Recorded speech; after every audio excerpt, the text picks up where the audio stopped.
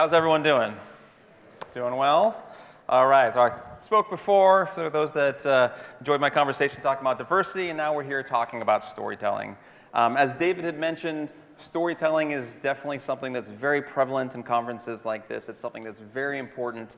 And we're going to talk a little bit about why and how my approach to storytelling is a little bit different than maybe what you've heard already, at least here at OPTIC and certainly in other conversations. So for those that don't know, my name is Colby Brown. I am a landscape, travel, and wildlife photographer, which is a bit of a mouthful. I really enjoy photographing a wide variety of subject matter in all 7 continents across the globe. And that, for me, is how I continue to stay inspired and engaged and passionate about photography. I've never been very good about specializing, which is why I shoot a wide variety of things. And it was through that notion or that idea of 13 years of working as a professional that I came to realize what was important to me about the images that I was creating. And the reality is that in 2019, we are in the age of the internet, and the age-old saying about a photograph where the photograph is a dime a dozen no longer is accurate. In reality, it's more like a dime a billion.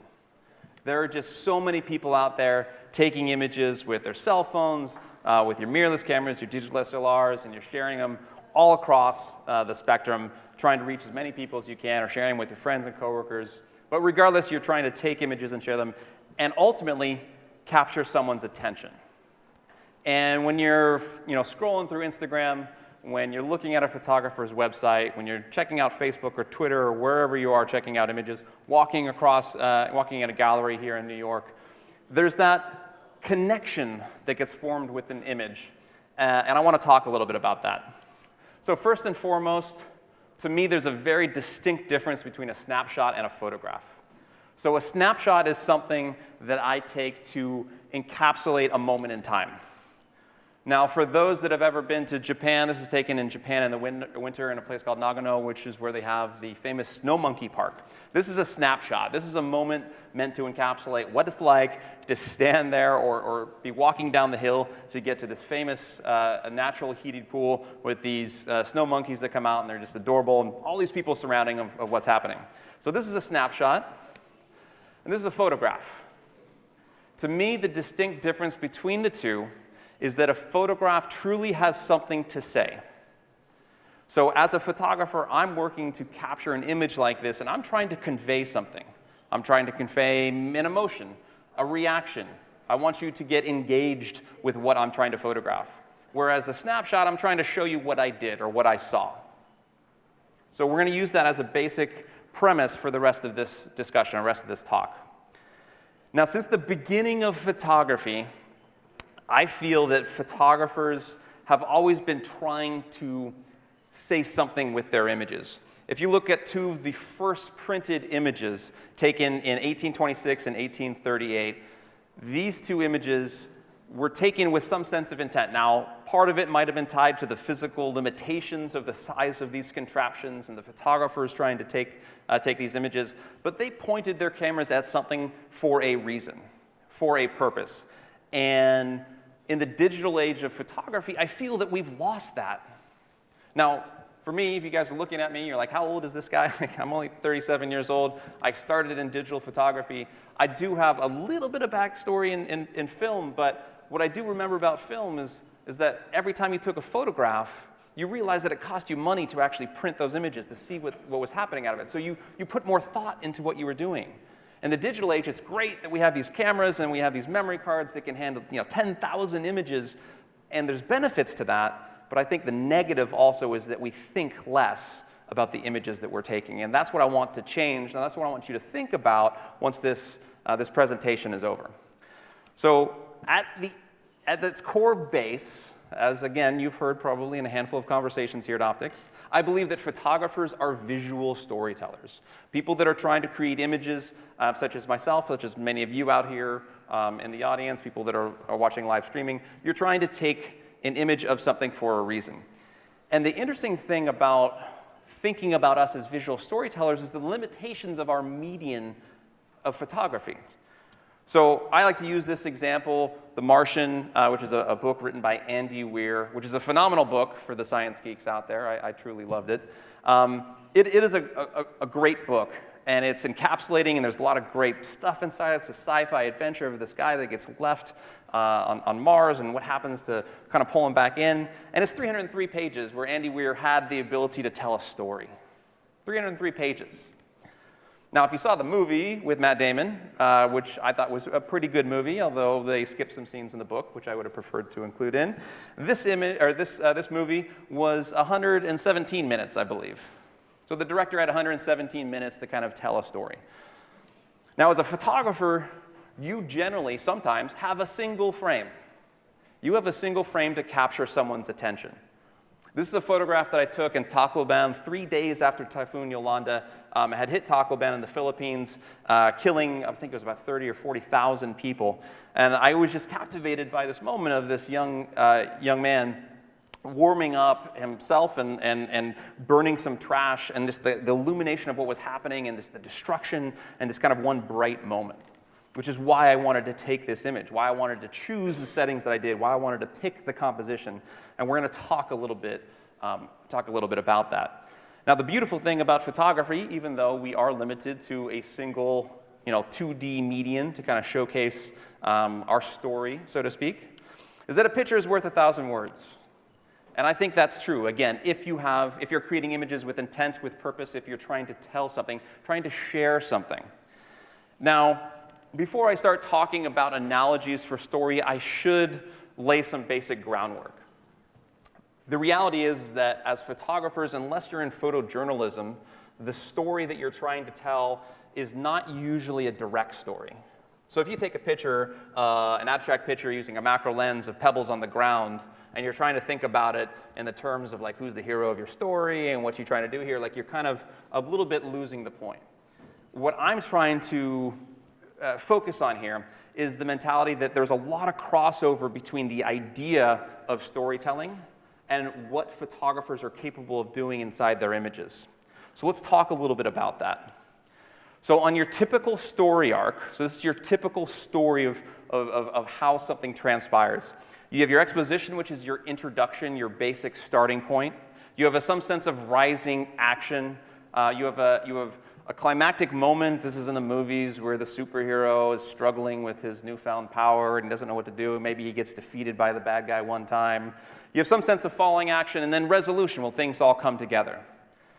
Now, in terms of the analogy for storytelling from a photography standpoint, you are creating work and then sharing it with other people. So what you really only have to focus on is the first 3 segments of that, because the viewer fills in the rest with their own experiences.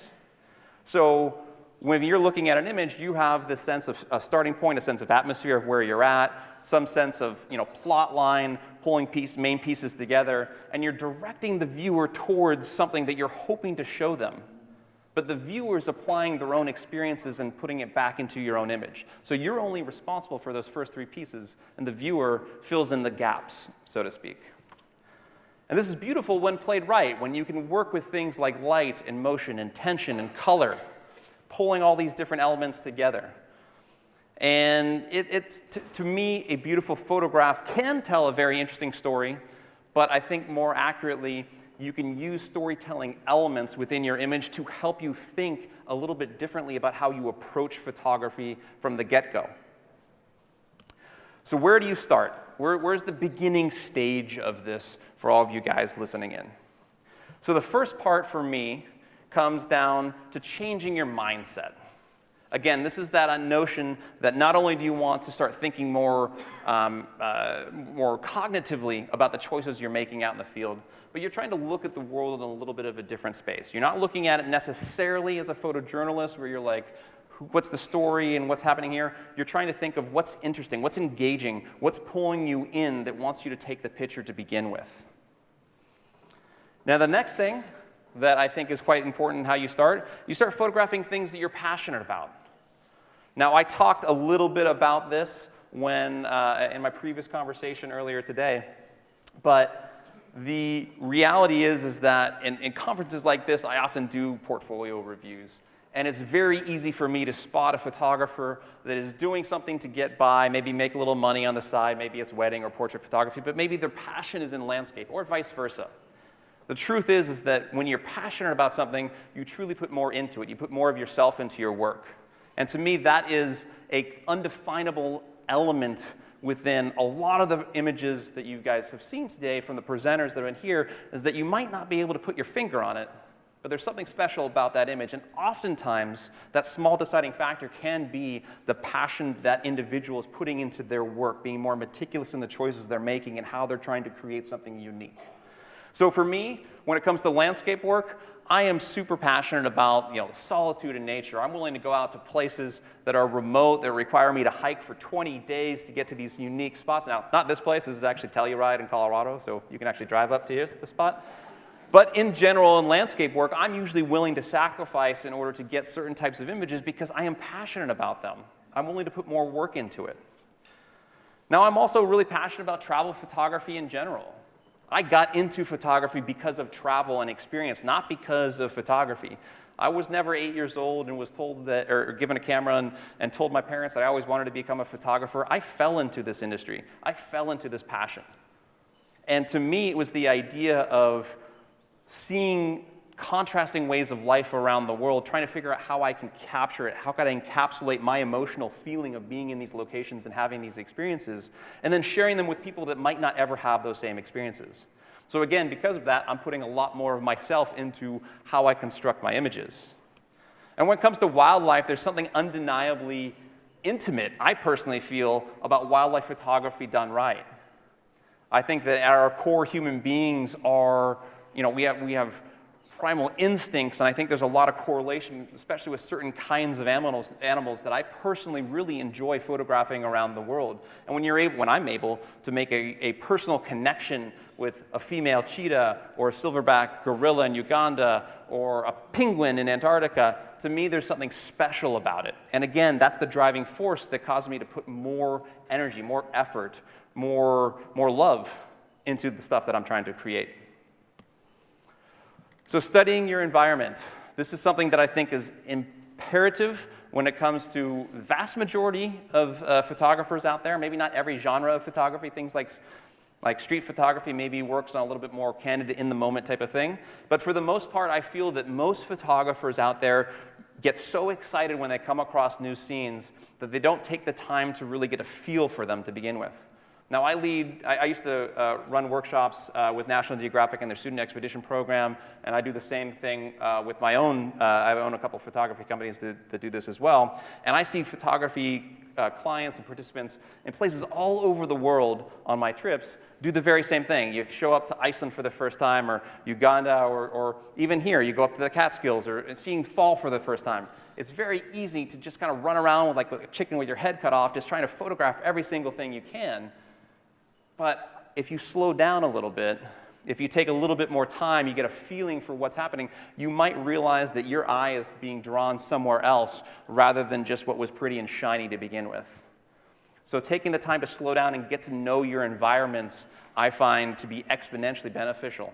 Not just for landscape work, but also wildlife. I often will spend time with a pride of lions, or again with silverback gorillas in Uganda, and taking a minute or two or a couple minutes to kind of just get a feel for how they're interacting, what's happening.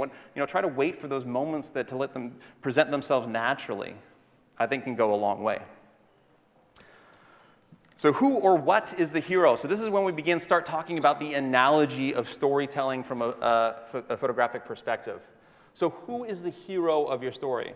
Now again, if we're talking about photojournalism, usually it's pretty easy because it's like this specific, rhinos that we're trying to save in East Africa, if it's a story in National Geographic, or a women's vocational program that's in, Syria. Like those are direct storylines that make sense. When you start talking about a picture of reflections in Patagonia, we're not necessarily talking about who's the hero of a quote-unquote story, but who is the protagonist? What are you trying to photograph? What is the subject of your image? Now that sounds very basic, but I find that a lot of photographers don't even think about that. What you do is you go out and it's like this beautiful scene, and you're like, okay, there's reflections and I want to photograph it, but what is it about the reflection? What is it about what you're trying to photograph that is causing you to want to take the picture to begin with? How many of us take pictures that we never look at and see again?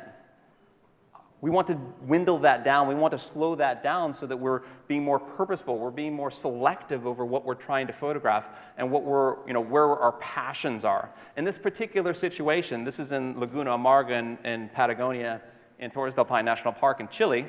And this particular morning, it was this beautiful, beautiful sunrise, and I was there with my friend Joe. And we saw the sunrise coming. We went to the spot because I figured it was going to be the best spot on this side of the park to capture sunrise. And as it was happening, I began to change and formulate what I was trying to photograph. Because to me, it was initially the mountains that were causing me with the light hitting them. But once the clouds starting to light up, and once I realized there was this glass-like reflection, I changed a lot of different variables of how I shot this image. This image is a panorama. And originally I had my 16 and 35 on. I'm a Sony ambassador, so I had a 1635 GM on. And essentially, I tried to take this photo, and all of a sudden, the mountains are tiny. It doesn't convey an interesting story. I got lost. I don't know what my subject was. So I changed from my 24 to 70, put it on my tripod, shot a panorama, allowing my subject to play a more prominent role in what I was trying to take. That origin point of defining my subject, of what I'm trying to take, should dictate every single other choice you make out in the field and how you post-process ultimately. We'll talk a little bit about that later. But it's this idea of identifying that initial inception point of what you're trying to photograph, I think, is key. This is Grand Prismatic Spring in Yellowstone National Park. I've been here many times before. I've always been inspired by it. Usually I see it from a boardwalk right there on the side. But what I was trying to photograph was the colors and the textures and kind of the contrast of what was happening. So I had to rent an airplane and then fly 5,000 feet over it because I was looking for a very specific image. I could have gone to Grand Prismatic. I could have taken a photo that I've taken numerous times from being to Yellowstone.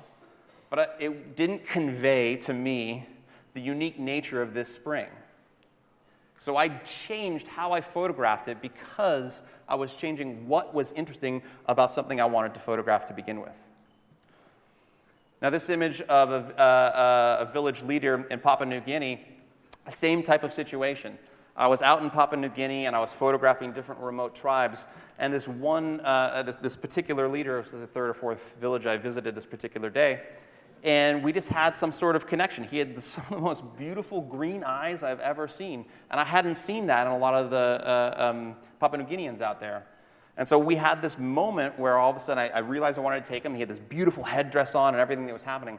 But I realized it was his eyes that were the core. Now, the color of his paint and the other contrast you get in there were quite nice, but I really wanted to focus on the eyes. And so I spent about a minute or two scouting out different locations, how the light was changing to kind of get him to a place where I can blur out the background, I can position him right where I wanted to, make the focus on what I initially wanted to capture to begin with. All cognitive choices, all because I made the decision that not only did I want to photograph this man, but I wanted to make sure his eyes were prominent, and I wanted to let the viewer kind of fill in the rest of it. So identify your subject. That's number one in our storytelling analogy. So fill your frame. So let me get a glass of water here. Okay. So what I mean by filling your frame is essentially the idea of your plot line, if you think about an analogy for a movie. Now, how many of us have gone to the movie theater or rented something from Netflix or iTunes or something like that, and after the movie finished, you were like, what did I just watch? Like, that was horrible. I don't know what I just saw. I thought that guy was working with this person, and all of a sudden there's these plot holes. The same thing happens with poor composition.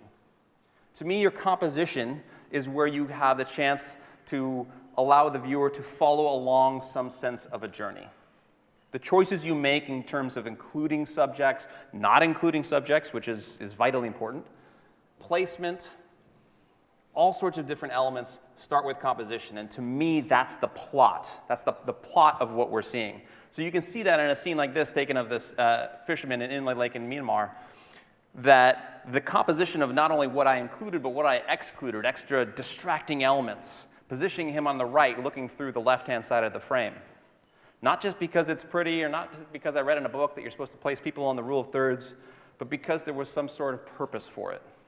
This was the composition. This is my plot line. And what happens when you use these type of techniques is that the viewer naturally is going to gravitate, especially with people, when they can see the eyes, to the eyes, and now the guy is looking off to the left-hand side of the frame. So you are essentially, in a portrait, creating a leading line, allowing the viewer to follow through the rest of what was happening. So you're giving the viewer an excuse to look through all of your image rather than just be like, oh, hey, that's nice, and flip through. It's like, oh, hey, what was he looking at? And you kind of look over on the other side of the frame. Same thing can happen with certain types of landscape work now, or I guess more abstracts. So this image was taken in Lower Antelope Canyon, and it was a really interesting spot that I found really encapsulate the unique nature of these sandstone canyons out there in southern Utah or northern Arizona. And what happened is that I saw all these different layers like an onion in this rock sediment, and I wanted to capture it, but as soon as I looked straight up, there's like the sky piercing over this open canyon. So I kind of backed myself in a corner and continued to kind of figure out the right composition where I can kind of block out the light, but also kind of create this natural framing. And it was all done because I wanted to, again, remove distracting elements, but I wanted to allow the viewer to kind of flow through. I wanted to create depth in a situation that, at least on a photograph, looks just two-dimensional. So this is in Patagonia. This is in Lago Torre and Cerro Torre in Los Glaciers National Park. And this is a beautiful sunrise morning. And the choice of using my composition, the plot line of this image, to place the iceberg in that bottom left-hand corner, this nice reflection on the left, my choice of lens, again, what I included, what I didn't include, were all very purposeful choices. Most photographers don't talk about what they don't include in their images. A lot of the time I share behind-the-scenes images with a lot of my stuff, especially on social media, and the reason I do that is so other people can see all this other stuff, this fluff, that I thought wasn't imperative to the story I was trying to tell. So in this particular situation, it was that reflection in the ice and all kind of working together, creating some sense of balance of almost symmetry, but not really. To me, created a more compelling shot compared to the other ones that I photographed this same morning. So simplifying your images, again, this is essentially the notion of a bad plot line. Most photographers, I feel, tend to try to encapsulate too many things. They make their images too complex, where the viewer doesn't know where to look or what they're looking at or where to go once they've initially found some sort of origin point where their eye is going to take them. And so for me, especially with a handful of different types of photography, I like to simplify my compositions. So this particular image is a photograph of a caiman in the lower Amazon basin in Brazil. And I was on a little pontoon boat, and I think I shot this with Sony A9 or A7 R3. And so I had my camera out the boat, and I was laying it, essentially just holding my hand in water, holding the camera above it, articulating the rear LCD screen, and then trying to get that like flat light look. I wasn't about to jump in the water and use a water housing to try to get the perfect eye level shot, just not my cup of tea. But in doing so, I was able to remove all these other distractions, other caiman that were in the shot, to create this nice balance of what was happening here. I removed all these other distraction elements, making it very easy for you as the viewer to look at the image and be like, okay, I have an idea of what I'm looking at and what he's trying to say. Same thing can happen in certain types of landscape work especially. Oftentimes I find myself reaching for telephoto lenses and trying to find isolated moments in the chaos. This picture was taken in Iceland, where there was this beautiful ice cave, and myself and most other photographers that were around me at the same time were photographing with 16 to 35s or 10 to 22s, trying to get everything in there. And I found this one isolated piece to me that just something about it spoke to me. Threw on my telephoto lens, isolated everything else out, very minimal processing, and to me, it created one of my favorite images of that morning. Same thing can happen with macro work. This was taken in Yosemite National Park when the dogwoods were in bloom on the Merced River.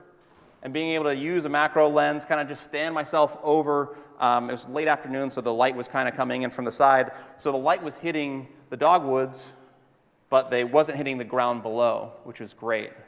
So again, isolating out what I'm trying to photograph. If I shot this with a too wide of, or too stop down of an aperture, if I was too far of a distance-wise, you would have seen too much of the debris behind it. So the choices I made, not only in composition, but also in choice of exposure and aperture, really helped me control depth of field remove distractions, and really focus on what I was trying to capture to begin with. So help direct the viewer.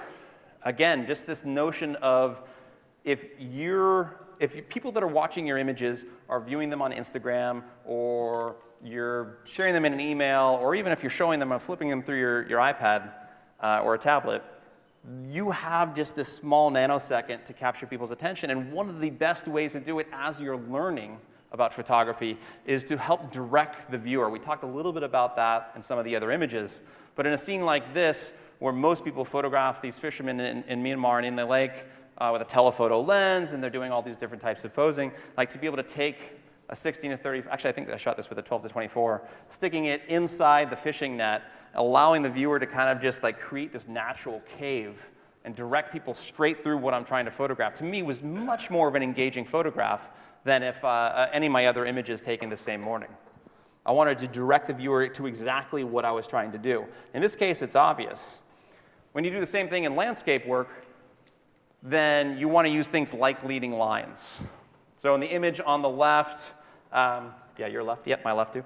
So the image on the left, have this winding stream, you have the waterfall flowing right there, and you kind of direct the viewer. The viewer starts in the bottom left-hand corner and then works his way across the entire frame. You have more opportunities to capture that viewer's attention. On the right, this is in Norway in a place called Senja, north of the Lofoten Islands. And the same type of things, except I was using the water. I was using a slow enough shutter speed to me that balanced the difference between the tension and the motion of the water, where I didn't want it like dreamlike, but I didn't want it frozen. And that allowed, based on the light and that choice of exposure, to let the motion of the water almost create this natural leading line as well. And again, it gives you more excuses to look through the entire frame, to stop in your tracks and be like, what was that? You know, you're flipping again through Instagram, all of a sudden it's like, whoa, what was, okay, now you see, double click, you're zooming in. That to me is what I want. I want to capture your attention. So let's talk about using light to control, light and color to control atmosphere and emotion. So this is another image that I used in my talk earlier today, and it's a really, really great example. This image would not be possible to take if I wasn't photographing in manual mode. Now, there are a lot of other presenters here that are great with flash photography. I am not that person. I prefer natural light. It's just who I am. It's how I got into photography. Maybe one day I'll learn.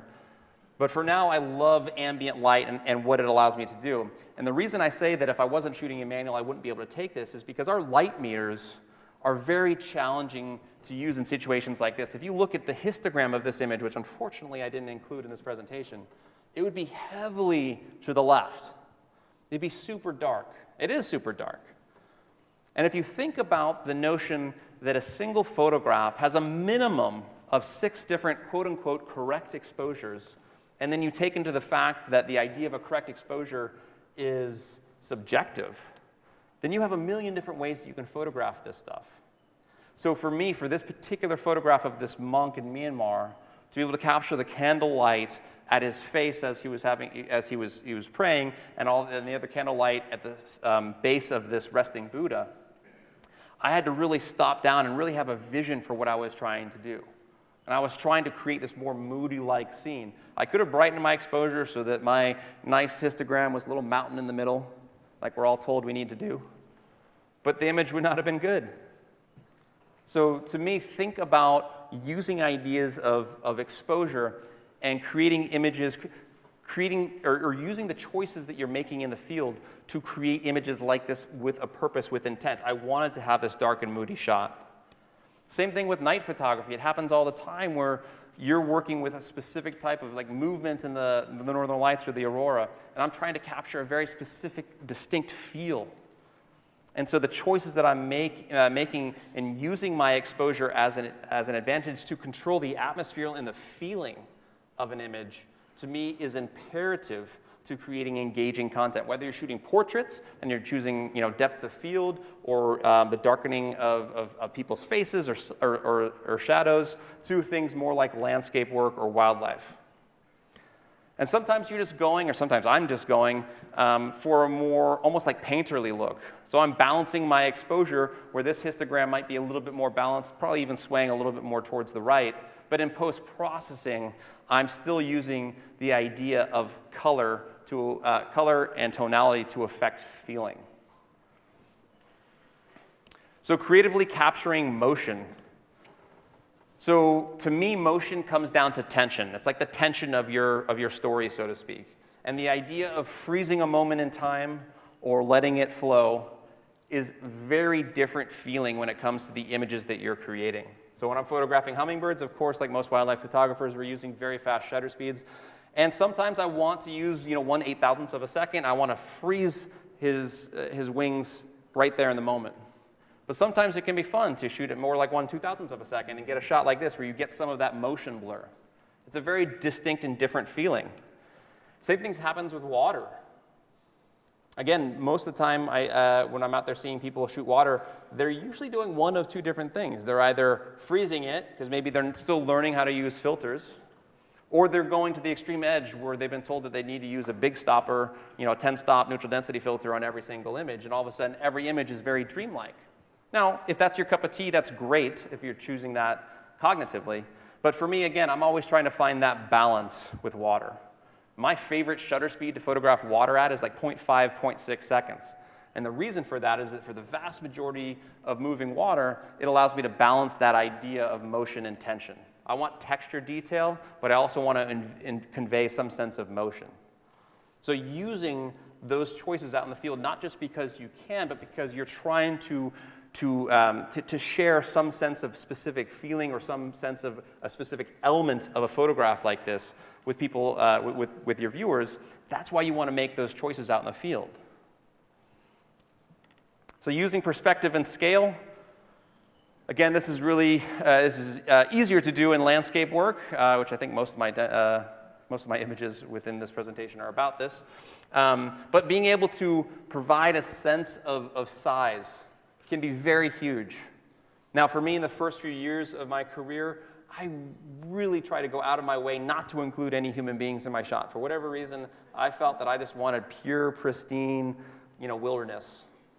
And every once in a while, someone would slip in, another photographer, and I'd be like, oh, and then I look at the image, I'd be like, oh, that's kind of nice, actually. It just adds a little bit. Now, this particular shot, this was actually me. I had my assistant photograph it, but scenes, if we look at this next one, so the one on the left was me that I did for a promo for the Australian government, but on the right, I was photographing this waterfall in Iceland, and that's exactly what happened.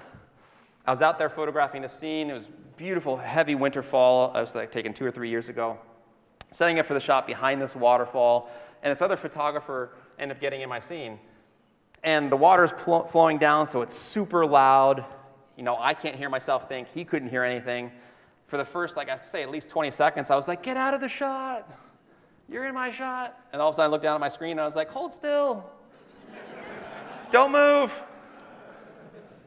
Because I think you really don't get a sense of how big this waterfall or how grand it is without that individual there. So using perspective and scale can really help you, again, convey specific types of things. As we talked about before with one of the earlier images, you're doing landscape work and you're using a big wide-angle lens like a lot of landscape photographers are told they need to do. Like all of a sudden, if your mountains aren't right next to you, they look tiny, they look small. So you have to figure out ways in order to work around those limitations or change how you're trying to photograph different types of scenes depending on what you're trying to depict. So details matter. What do I mean by that? Now this image is a little bit low-lying fruit because obviously it's a very detailed macro shot of a green dust gecko taken in Hawaii. But I find it's a really good example because I find that macro photography is one of the quickest ways that I learned just how dirty and unclean the world is around us. If you've gotten into macro work with flowers, you realize there's so many specks of dust out there, it's unbelievable. And the same thing happens when you're doing things like photographing this gecko in Hawaii. And so what I mean by details matter is that I have this mantra, this idea that I go about when I create any single image that I'm trying to photograph. And that's that every single image I'm going to create is ultimately going to be blown up into something that's like 6 feet, or 6 feet by 4 feet, or 4 feet by 6 feet, depending on the orientation. And what I mean by that is that I pay more attention to the details of the scene. Now, all of our cameras here in the audience today and those watching at home probably have this glorious 3-inch display. Now, at 3 inches, a lot of things look really good. They look great, actually. And then all of a sudden, you get back to your hotel room or your home, and you put it on your iPad, and it's now all of a sudden 10 inches. And you're like, oh, okay, there's that one little thing I didn't see. All of a sudden, it's a little bit bigger. And then it's on your 24-inch monitor. And then all of a sudden, you blow it up to something like 6 feet by 4 feet, and that small little distracting element that you thought wasn't a big deal on your 3-inch screen, all of a sudden is the size of my head. So the mentality that details matter is not that every single one of your images or my images are going to be blown up to 4 feet by 6 feet, but it's that I need to be meticulous about the choices I make both out in the field and in post-processing. And that helps me, again, put a little bit more into the images I'm trying to create. Now, I'm not a photojournalist. I'm not sitting there and going to say that this image, because it didn't include the dust that was originally there, isn't really a picture of a gecko. That's not my genre of photography. But I think in the stories I'm trying to tell, there are a lot of other distractions that can be out there in the field, and that's something that I like to remove from my images to create the piece of art that I'm trying to create in order to convey a feeling or emotion, or at least a reaction from my audience. So another good one to talk about is knowing your camera's strengths. Now, all of the cameras that have come out in the last 5 years, regardless of what any manufacturer is going to say, including who I work with, Sony, all are capable of taking really great images. It's true. The vast majority of it's up to the photographer and the choices you guys are making out there in the field.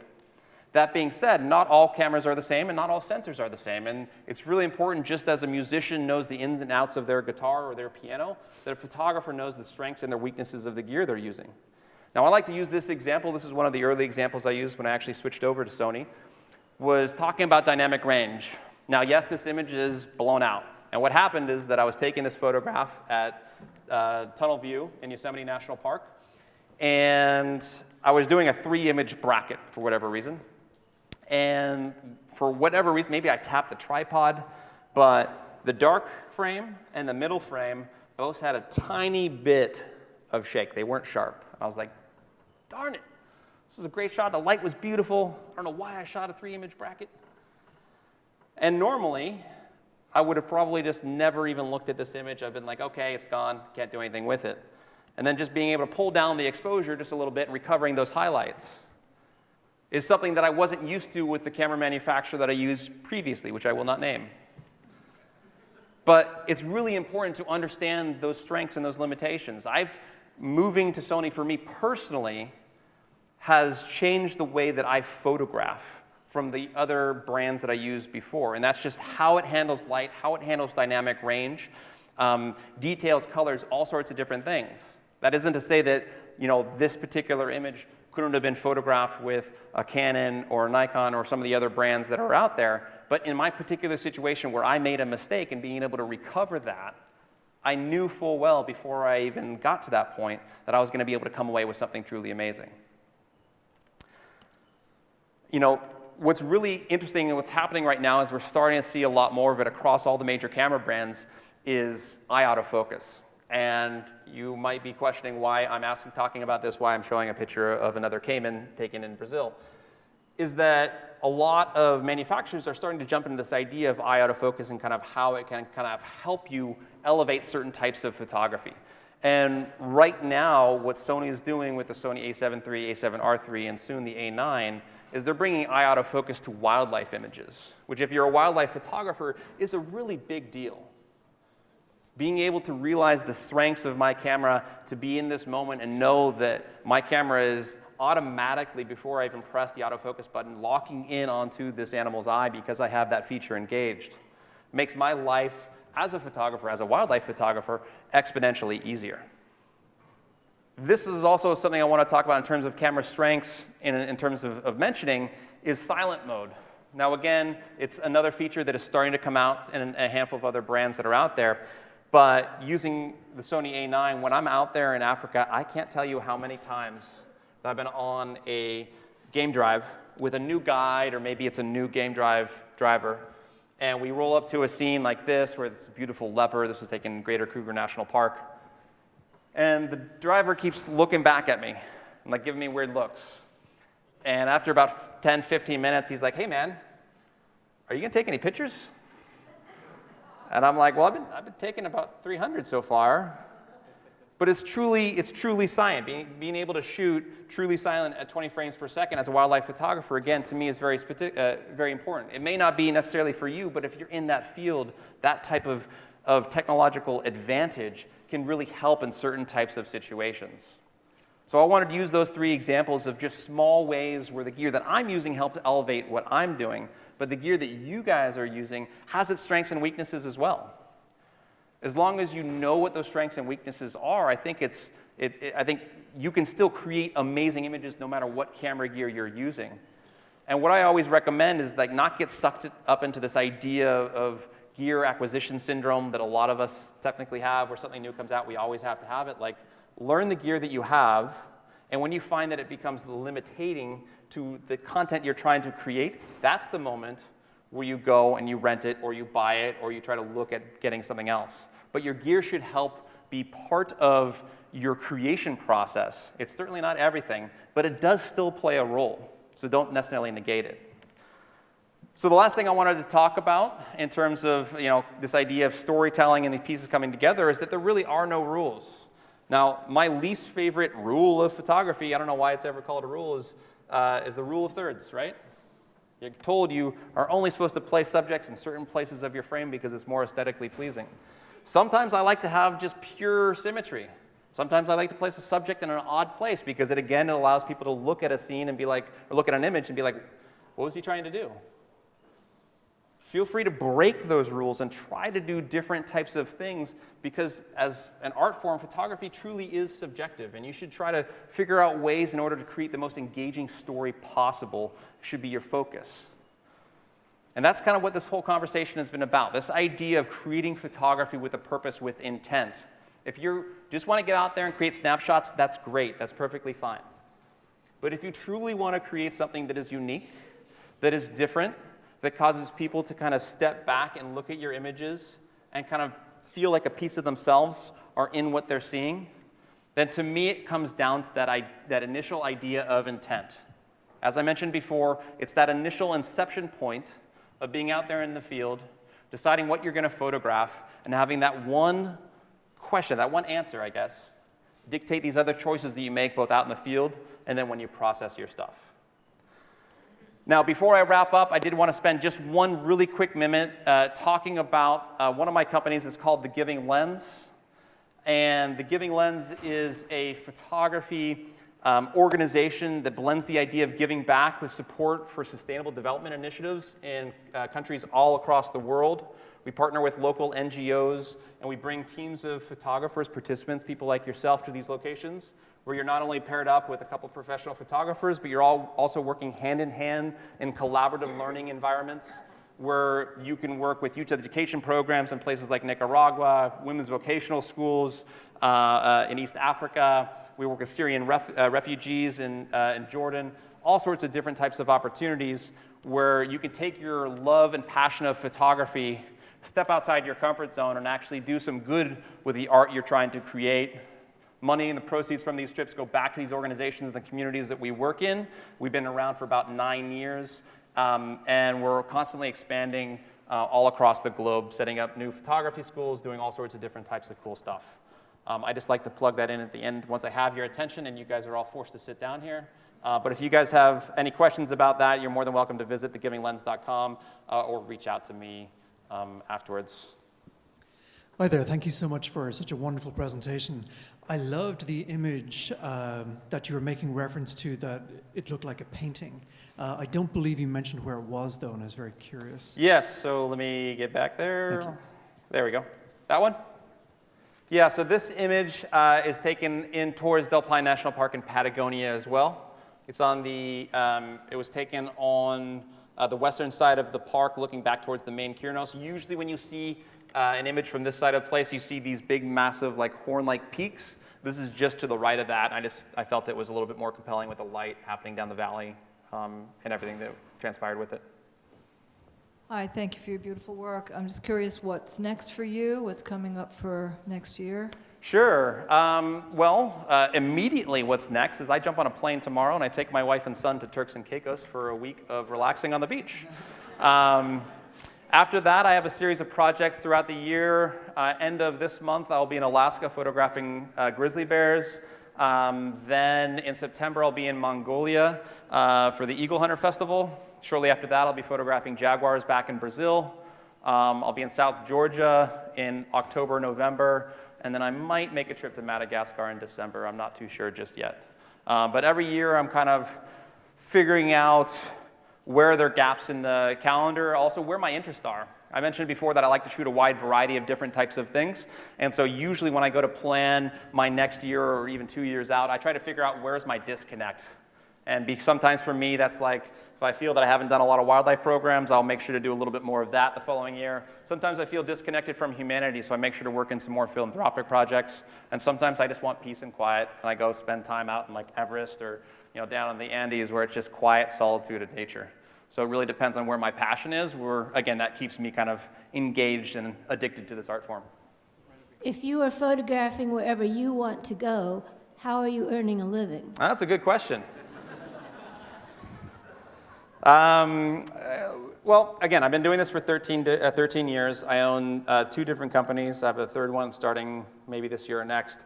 I make my money through a handful of different revenue streams. Some of that is photo education, as I mentioned, workshops and trips that I run through my companies. I do quite a bit of image licensing with companies. I do work with a lot of other companies in terms of marketing campaigns, tech and travel entities, Google, Sony, Microsoft, Australian government, Canadian government. So sometimes I'll try to figure out where I want to go. Like say I have a bucket list, well, I do have a bucket list. And let's say next year I wanted to mark off 2 of those things. So I would try to look at that pragmatically and say, do I want to just front the money and just go and have a good time and not have any responsibilities? Or do I want to try to find a way to monetize it? Sometimes that monetization is coming back and licensing those images back to tech companies. Sometimes it's working and bringing in some products in order to create content wrapped around that. Sometimes I will create a tutorial or ebook based out of it.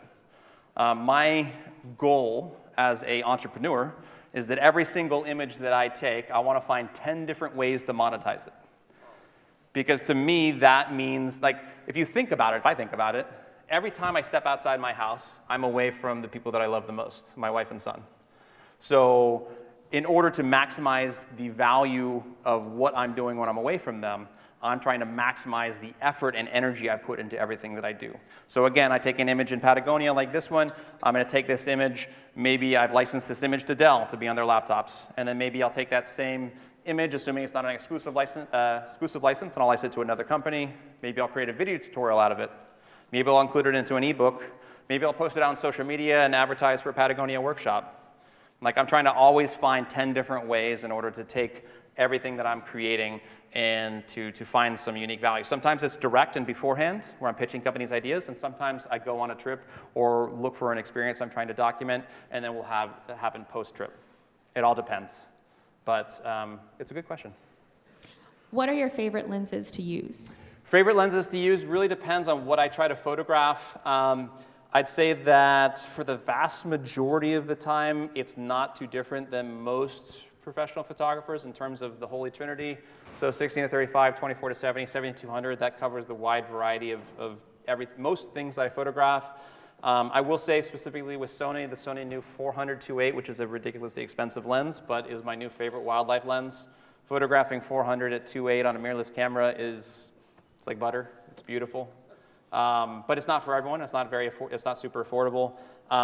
So yeah, long-winded answer, but I think it depends on where your interests are. But you can't go wrong with any of the GM lenses specifically for Sony. But if you don't choose Sony, then those same types of core trilogy is a pretty standard standard answer in this case. Another round of applause for Colby Brown. Thank you.